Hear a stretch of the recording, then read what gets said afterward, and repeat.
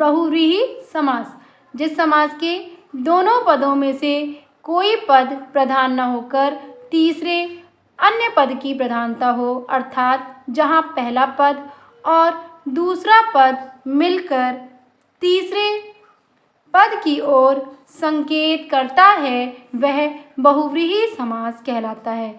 बहुव्रीहि समास जिसमें न तो पूर्व पद प्रधान होता है और न ही उत्तर पद प्रधान होता है, बल्कि कोई तीसरा पद जो होता है वो प्रधान होता है, वो बहुव्रीहि समास कहलाता है।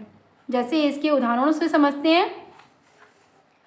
पहले इसको पहचानने में जब हम इसका विच्छेद करते हैं, इसका विग्रह करते हैं, तो इसमें वाला है, जो, जिसका, जिसकी, जिसके, वह आदि शब्द आते हैं। जैसे उदाहरण से समझते हैं। समस्त पद है नीलकंठ। नीलकंठ अर्थात इसका हमने विग्रह किया तो इसका अर्थ निकला नीला है जिसका कंठ।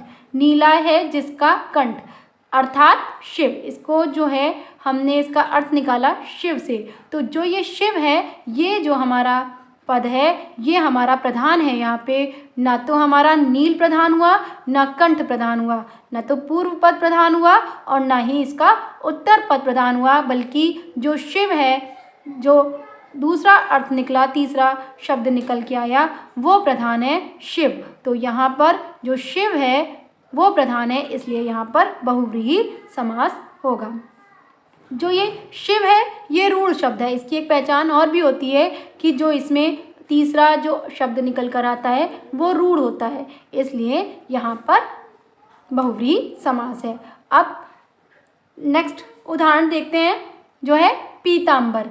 पीतांबर, पीत है अंबर जिसका, अर्थात कृष्ण, या आप इसको कह सकते हैं पीला है वस्त्र जिसका, अर्थात यहाँ पर जो हमारा प्रधान शब्द है वो है कृष्ण। तो यहाँ पर हमारा बहुव्रीहि समास होगा, क्योंकि यहाँ पर भी ना तो पूर्व पद प्रधान है और ना ही उत्तर पद प्रधान है, बल्कि तीसरा जो पद है वो प्रधान है कृष्ण, और जो कृष्ण शब्द है वो भी रूढ़ शब्द है।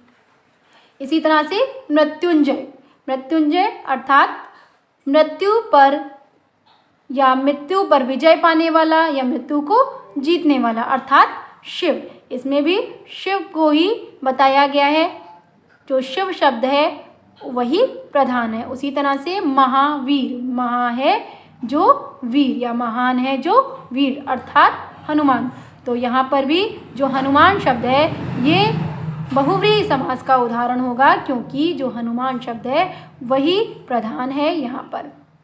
इसी तरह से आप देख सकते हैं दशानन कहा जाता है, गजानन कहा जाता है। तो 10 सिरों वाला दशानन अर्थात रावण। तो वहाँ पे रावण जो है 10 हैं, जिसके सर भी इसको लिख सकते हैं, या 10 सिरों वाला ये भी कह सकते हैं।